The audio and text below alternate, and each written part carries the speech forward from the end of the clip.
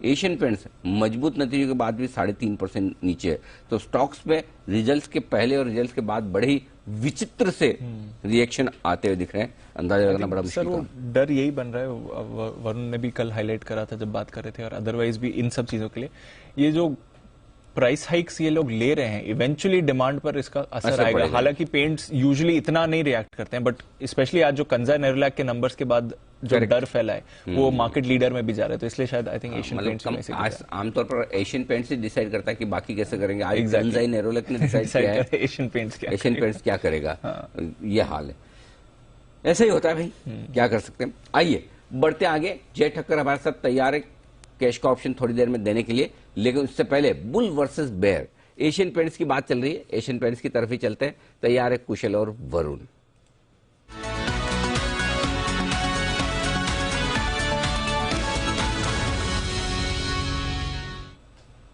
नतीजों के बाद कुछ बेहद इंटरेस्टिंग रिपोर्ट्स आई हैं। कुछ ब्रोकरेजेस हैं बेहद बेहद बेहद बुलिश, हमेशा भरोसा, और कुछ है ऐसे टारगेट दे रहे हैं कि बस आप देखना सुनना नहीं चाहेंगे। तो आइए शुरुआत करते हैं। कुशल बुल हैं, बताइए आपके तेजी के तर्क।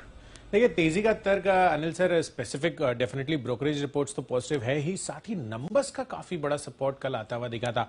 इनफैक्ट मार्जिन्स में देख रहा था 17.2 17.3% का हमारा अनुमान था, उसके मुकाबले 1% ज्यादा 18.3% के मार्जिन्स जो है कंपनी ने दर्ज किए हैं। और इतने रिस्ट्रिक्टेड एनवायरमेंट में अगर आप देखें तो डिमांड तो स्ट्रांग रही है, पर कहीं ना कहीं जो प्राइस हाइक्स जैसे कि अभी हम बात कर रहे थे वो लेने के बाद भी यहां पर जिस तरह के मार्जिन्स आ रहे हैं कंपनी के, वो डेफिनेटली काफी बढ़िया इंडिकेशंस है। घरेलू अगर आप डेकोरेटिव कारोबार की भी बात करें तो वहां पर भी ऑलमोस्ट 8% की ग्रोथ हमें देखने को मिली है। तो जाहिर सी बात है कि नंबर्स काफी बेहतर है, इसका बड़ा सपोर्ट रह सकता है।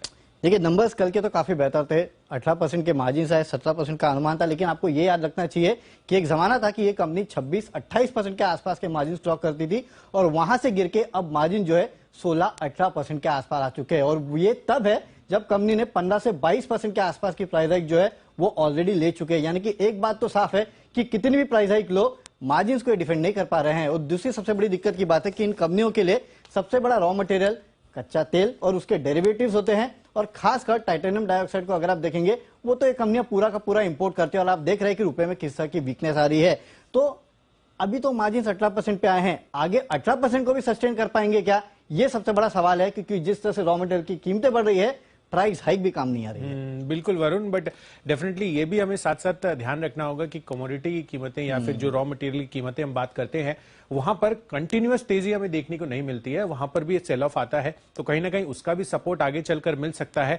बट लार्जली अगर आप देखें तो यहां पर काफी सारा कंपटीशन भी आता हुआ दिखा है, पर उसके बावजूद भी यहां पर कंपनी मार्केट शेयर अपना बढ़ाने में सफल रही है। तो वो एक काफी अच्छी चीज है कि ऐसी क्या यूनिक बात है एशियन पेंट्स में जो वो कंपटीशन को भी बीट करते हुए दिख रही है। पता नहीं क्यों, लेकिन जब से कंपटीशन बढ़ा है तभी इसने मार्केट शेयर गेन करना शुरू किया, उसके पहले इस तरह की हालत नहीं थी। लेकिन हाँ, अच्छा है मार्केट शेयर गेन कर रहे हैं, लेकिन आगे वॉल्यूम्स को लेकर एक बहुत बड़ी चिंता है। अभी भी अगर आप देखेंगे तो फ्लैट वॉल्यूम्स देखने मिले, कोई बहुत बड़ी बढ़ोतरी नहीं थी। और इन कंपनियों के लिए सबसे बड़ी दिक्कत की बात है रूरल मार्केट्स में अगर आप देखेंगे ना, ग्रामीण इलाकों में, वहां मांग को लेकर एक बहुत बड़ी चिंता है। जिस तरह से इन्फ्लेशन लगातार बढ़ रहा है, स्पेंडिंग पावर जो है वो काफी हद तक कम हो चुका है, और इसका एक बहुत बड़ा खामियाजा इन कंपनियों को भुगतना पड़ सकता है। और वॉल्यूम जो है उसमें एक बहुत बड़ी गिरावट जो है आने वाले समय में आ सकती है। ज्यादातर ब्रोकरेज हाउसेस भी ये मान के चल रही है। बिल्कुल, तो देखना होगा कि किस तरह से यहाँ पर वॉल्यूम्स की चाल रहती है, बट लार्जली कंपनी लगातार इस चीज का प्रयास कर रही है कि नए प्रोडक्ट लॉन्चेस ये करते हुए दिखें, और साथ ही जो इनका डिस्ट्रीब्यूशन नेटवर्क है उसका तो कहना ही क्या है, सबसे जबरदस्त डिस्ट्रीब्यूशन नेटवर्क एशियन पेंट्स का है,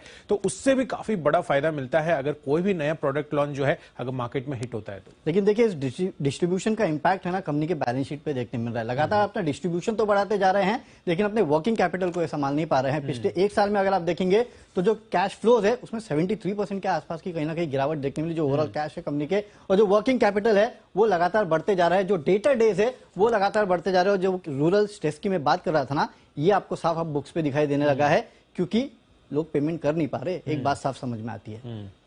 तो डेफिनेटली ये देखना होगा कि यहाँ पर पेमेंट जो है, जो रिसीवेबल्स हैं, वो आगे कंपनी को आगे चलकर कब मिलते हैं। बट डेफिनेटली जो लॉन्ग टर्म स्टोरी रही है, कंसिस्टेंट कंपाउंडर रहा है और इसी वजह से ब्रोकरेजेस का जो भरोसा है वो काफी बरकरार है। इनफैक्ट अगर आप देखेंगे तो यहाँ पर हाई से 14% की गिरावट ऑलरेडी बन चुकी है और नोमुरा को अभी भी काफी अट्रैक्टिव लेवल्स लग रहे हैं और 3,875 रुपए ये टारगेट नोमुरा ने सेट किया। नो डाउट कंटिन्यूस कंपाउंडर रहा है और मैं तो कहता हूं एक कलरफुल कंपनी है, लेकिन फिलहाल जो कलर इस पे चढ़ेगा ना वो सिर्फ लाल है, क्योंकि जेफरीज 2530 का टारगेट दे रहे हैं।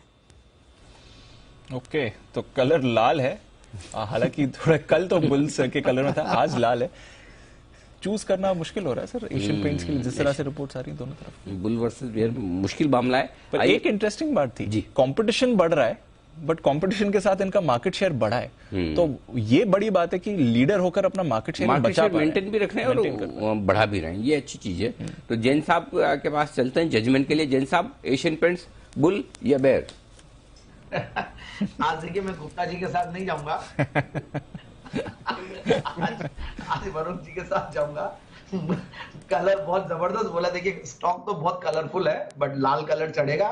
Expensive valuations, raw material cost, crude की चीजें, बट फिर भी एक बात में माननी होगी, मैं थोड़ा सा मिक्स्ड ओपिनियन दे रहा हूं। एशियन पेंट्स की जो लीडरशिप है और अगर दूसरे सेगमेंट में कोई दूसरे लीडर को देखते हैं तो यहाँ पे जो इनकी लीडरशिप की जो इंटेंसिटी है वो बहुत स्ट्रांग है। मतलब दूसरे प्लेयर्स, हालांकि बर्जर पेंट्स है या आपके कांसाई नेरोलेक है, और मैं इनफैक्ट ये एक्सो नोबेल है जिसको मैंने बहुत बार रेकमेंड किया और आप हाल ही में आपने सुना होगा कि मैं कम रेकमेंड करने लगा हूं स्टॉक को। कुछ चैनल चेक्स और कुछ अगर हम देखते हैं, मैंने कुछ किया भी था वेरी फ्रैंकली। मैं एक बार फ्लाइट में कभी ट्रैवल करते तो कोई मिल जाता तो जनरली हम डिस्ट्रीब्यूटर डीलर सबसे डिस्कस करते। तो एशियन पेंट्स एक अलग लीग की कंपनी है बट सेंटिमेंट्स चूंकि वीक है, लार्ज कैप्स भी करेक्ट कर रहे हैं और अपने इंपॉर्टेंट मूविंग एवरेजेस के भी नीचे चल रहा है और उससे भी इंपॉर्टेंट बहुत महंगे वैल्यूएशंस पे है। तो मुझे लगता है कि 92 के वैल्यूएशंस के स्टॉक में नीचे गिरने का स्कोप थोड़ा ज्यादा है रादर देन गोइंग अप। सो जिन्होंने ले रखा वो होल्ड करके रखे, जिनको फ्रेश खरीदारी करनी है उनको थोड़ा सा डिप्स का इंतजार करना चाहिए। है आपके लिए राय इस वक्त आती हुई जैन साहब की तरफ से।